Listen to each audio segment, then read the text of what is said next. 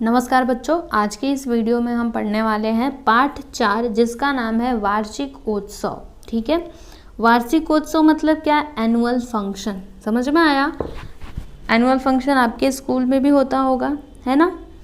तो यहाँ पर एक पत्र दिया गया है जो एक मित्र दूसरे मित्र को लिख रहा है। मित्र दूसरे मित्र को क्या बता रहा है? उसके स्कूल में मतलब उसके विद्यालय में एनुअल फंक्शन मतलब वार्षिकोत्सव हुआ था जिसके बारे में वो अपने मित्र को बता रहा है। ठीक है, तो चलिए हम इस पत्र को पढ़ते हैं और फिर समझते हैं। तो सबसे पहले यहाँ पर जगह का नाम दिया गया है प्लेस और दिनांक मतलब डेट। ठीक है, अब यहाँ पे लिख क्या रहा है मित्र दूसरे मित्र को कि प्रिय मित्र संजय, मतलब जिसको वो पत्र लिख रहा है उसका नाम क्या है? संजय। नमस्कार, तुम्हारा पत्र मिला। तुम्हारे विद्यालय में संपन्न हुए वार्षिकोत्सव का वर्णन पढ़कर बहुत आनंद आया। 2 दिन पूर्व हमारे विद्यालय में भी वार्षिकोत्सव बड़ी धूमधाम से संपन्न हुआ। इस समारोह के अध्यक्ष एक भूतपूर्व सैनिक थे। मुख्य अतिथि के रूप में महापौर पधारी थी।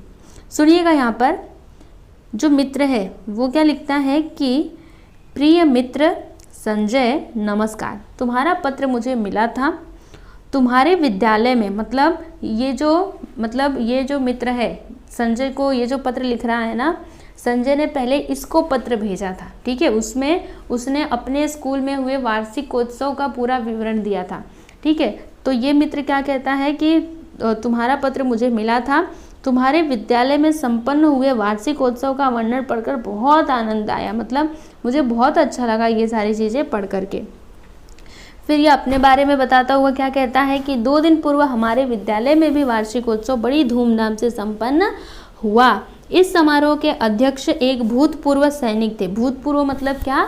मतलब ये पहले के सैनिक रह चुके हैं। समझ में आ रहा है? तो अध्यक्ष कौन थे? भूतपूर्व सैनिक थे। मुख्य अतिथि के रूप में कौन पधारी थी? महापौर, जिनको इंग्लिश में कहते हैं मेयर। ठीक है, मेयर पधारी थी मुख्य अतिथि के रूप में। इस अवसर पर अनेक रोचक कार्यक्रम संपन्न हुए। 7वीं कक्षा के विद्यार्थियों ने सांस्कृतिक कार्यक्रम प्रस्तुत किए। इनके द्वारा भारत के सभी प्रदेशों की सांस्कृतिक झांकियां प्रस्तुत की गई। विद्यार्थियों की विविध वेशभूषा ने दर्शकों की वाहवाही लूटी। विभिन्न खेलों की स्पर्धाएं भी संपन्न हुई। क्या लिख रहे हैं यहाँ पे? देखिए, इस अवसर पर अनेक रोचक कार्यक्रम संपन्न हुए, मतलब इस वार्षिकोत्सव के अवसर पर कई सारे रोचक मतलब इंटरेस्टिंग कार्यक्रम संपन्न हुए। 7वीं कक्षा के विद्यार्थियों ने सांस्कृतिक कार्यक्रम प्रस्तुत किए। और 7वीं कक्षा के विद्यार्थियों ने कैसे कार्यक्रम प्रस्तुत किए बताइए? सांस्कृतिक कार्यक्रम। ठीक है, इनके द्वारा भारत के सभी प्रदेशों की सांस्कृतिक झांकियां प्रस्तुत की गई। विद्यार्थियों की विविध वेशभूषा ने दर्शकों की वाहवाही लूटी। विभिन्न खेलों की स्पर्धाएं भी हुई, मतलब इस अवसर पर बहुत सारे खेल भी हुए। ठीक है, और जो विद्यार्थी थे उनकी ये जो मतलब वेशभूषा थी, क्योंकि जब वो सांस्कृतिक कार्यक्रमों को प्रस्तुत करेंगे तो वैसे वो कपड़े भी पहनेंगे। ठीक है, तो ये जो वेशभूषा थी इसने क्या किया? दर्शकों की वाहवाही लूटी, मतलब जो भी दर्शक देखने के लिए आए थे उन्होंने उनकी खूब तारीफ की। समझ में आया आपको इतना? चलिए आगे देखते हैं। इस अवसर पर वर्ष भर की विविध प्रतियोगिताओं एवं उपक्रमों में विजयी विद्यार्थियों और उनके अभिभावकों को पुरस्कृत एवं सम्मानित किया गया। और इस अवसर पर क्या किया गया? वर्ष भर की विविध प्रतियोगिताओं एवं उपक्रमों में विजयी विद्यार्थी। इसका मतलब क्या हुआ? देखो, हमारे स्कूल में स्कूल की बात करें तो वहाँ पे क्या होते हैं? स्पोर्ट्स होते हैं और भी कई तरह के कार्यक्रम होते हैं। ठीक है, तो इन सभी में जो बच्चे विजयी हुए थे उनको मतलब उन विद्यार्थियों को और उनके अभिभावकों को क्या किया गया? पुरस्कृत और सम्मानित, मतलब उनको पुरस्कार दिए गए। समझ में आया आपको इतना? आगे देखो, इन विद्यार्थियों के मार्गदर्शक शिक्षक शिक्षिकाओं को भी सम्मानित किया गया। और इन विद्यार्थियों के जो मार्गदर्शक थे कौन बताइए? विद्यार्थियों के मार्गदर्शक कौन होते हैं? टीचर्स होते हैं, तो इनको भी सम्मानित किया गया। वार्षिकोत्सव के उपलक्ष्य में आकर्षक रंगोली की प्रदर्शनी लगाई गई थी। और इसके उपलक्ष्य में क्या किया गया था? आकर्षक रंगोली की प्रदर्शनी लगाई गई थी। स्वादिष्ट व्यंजनों की प्रतियोगिताओं का भी आयोजन किया गया था। और किसका आयोजन किया गया था? स्वादिष्ट व्यंजनों की प्रतियोगिताओं का भी आयोजन किया गया था। व्यंजन मतलब क्या होता है? खाने की चीजें, ठीक है। इनमें विद्यार्थियों ने बढ़ चढ़कर हिस्सा लिया और ये जितने भी यहाँ पे आयोजन किए गए थे, ठीक है, प्रतियोगिताएं जो भी थी, इनमें विद्यार्थियों ने बढ़ चढ़ करके हिस्सा लिया था। इन सभी की अतिथि महोदया एवं अध्यक्ष जी ने मुक्त कंठ से सराहना की। इन सभी की अतिथि महोदया मतलब जो अतिथि थी, कौन थी? महापौर जी थी ना, मेयर, ठीक है, उन्होंने और अध्यक्ष जी ने बहुत ही सराहना की। समझ में आया आपको इतना?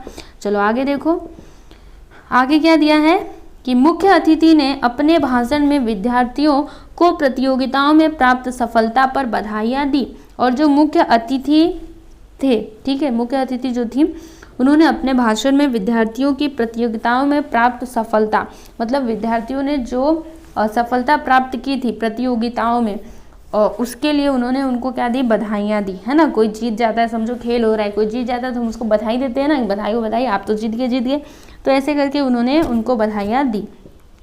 उन्होंने अपने विद्यार्थी जीवन की कई घटनाएं सुनाई और वो जो अतिथि थी उन्होंने अपने विद्यार्थी जीवन की कई सारी घटनाएं सुनाई। मतलब जब वो विद्यार्थी थी, ठीक है, तब उनके साथ कौन कौन सी घटनाएं हुई थी, ये सारी बातें उन्होंने सुनाई। मुख्य अतिथि ने बच्चों को बताया कि वे अपने माता पिता और गुरुजनों की प्रत्येक बात ध्यान से सुने और उनका पालन करें। और उन्होंने क्या बताया कि जो बच्चे हैं वे क्या करें? अपने माता पिता और गुरुजन मतलब उनके टीचर्स जो भी बात बोलते हैं उनकी बात को एकदम ध्यान से सुने और उनका पालन करें। विद्यालय में सीखी गई बातें उन्हें हमेशा संबल देती रहेंगी। मतलब विद्यालय में, स्कूल में आप जो भी चीज़ें सीखते हो ना, ये आपको हमेशा काम आएगी।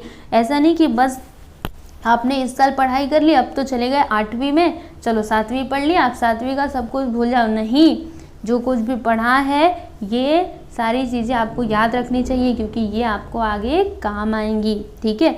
ऐसे ही आपको कुछ भी नहीं पढ़ाया जाता। समझ में आ रहा है? चलो आगे देखो। समारोह के अध्यक्ष ने विद्यालय की रचनात्मक गतिविधियों की प्रशंसा की और कहा, देश होगा तभी बलवान जब बलिदान देगा हर नौजवान। और जो समारोह के अध्यक्ष जी थे उन्होंने विद्यालय की रचनात्मक गतिविधियों की खूब सारी प्रशंसा की और उन्होंने कहा, क्या कहा? कि देश होगा तभी बलवान। देश कब बलवान होगा? जब बलिदान देगा हर नौजवान, मतलब जब बलिदान देगा हर नौजवान। उन्होंने विद्यार्थियों को देश एवं समाज के लिए त्याग करने हेतु तत्पर रहने के लिए प्रेरित किया। समझिएगा इसको, इन्होंने क्या कहा कि देश होगा तभी बलवान। हमारा देश बलवान कब होगा? जब बलिदान देगा हर नौजवान, मतलब हर एक नौजवान जब अपना बलिदान देने के लिए तत्पर रहेगा, वो मतलब हमारे देश के ऊपर कोई मुसीबत आए तो वो पीछे नहीं हटेगा, ठीक है, अपना सिर कटा लेगा लेकिन पीछे नहीं हटेगा। इस तरह से अगर हर नौजवान बन जाएगा तो हमारा देश क्या होगा? तभी बलवान होगा, ठीक है। उन्होंने विद्यार्थियों को देश एवं समाज के लिए त्याग करने हेतु तत्पर रहने के लिए प्रेरित किया कि देश और समाज की रक्षा के लिए हमको कभी भी पीछे नहीं हटना चाहिए, हमें हमेशा अपने देश और समाज की रक्षा करनी चाहिए, ठीक है। जितना हो सके उतना हम प्रयास करें उनकी मदद करने की। समझ में आ रहा है? पीछे कभी भी मत हटो। हिंदी के महत्व को बताते हुए समझाया कि इसका प्रयोग अनुवाद, संचार माध्यम, फिल्मों एवं संपर्क भाषा के रूप में बढ़ रहा है। आपको हिंदी का अध्ययन करना जरूरी है। और फिर उन्होंने क्या बताया कि जो हिंदी भाषा है इसका महत्व समझाते हुए कहा कि इसका प्रयोग अनुवाद, संचार माध्यम, फिल्मों एवं संपर्क भाषा के रूप में क्या हो रहा है? बढ़ रहा है। इसलिए आपको हिंदी का अध्ययन करना जरूरी है, ठीक है। मुझे विश्वास है कि वार्षिकोत्सव समारोह का वर्णन पढ़कर तुम्हें आनंद होगा। देखो यहाँ पे मित्र क्या लिख रहा है कि मुझे पूरी उम्मीद है कि तुमको ये वार्षिकोत्सव समारोह का वर्णन पढ़ने के बाद आनंद हुआ होगा। समझ में आया? मतलब खुशी हुई होगी। फिर वो क्या लिख रहा है कि चाचा जी और चाची जी को मेरा प्रणाम कहना और जो बहन स्वाति है उसको मेरा स्नेह।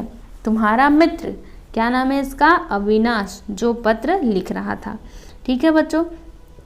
तो यहाँ पे ये जो आपका पाठ है वार्षिकोत्सव ये कंप्लीट हुआ, ठीक है। तो ये पाठ पढ़ने के बाद आपने क्या समझा इसके बारे में यहाँ पे लिखिएगा। शब्द वाटिका देख लीजिए। तो सराहना मतलब प्रशंसा, संबल मतलब आधार, गतिविधि मतलब कृति, बलिदान मतलब न्योछावर, मुहावरा क्या है, वाह वाही, लूटना मतलब शाबाशी पाना। ठीक है।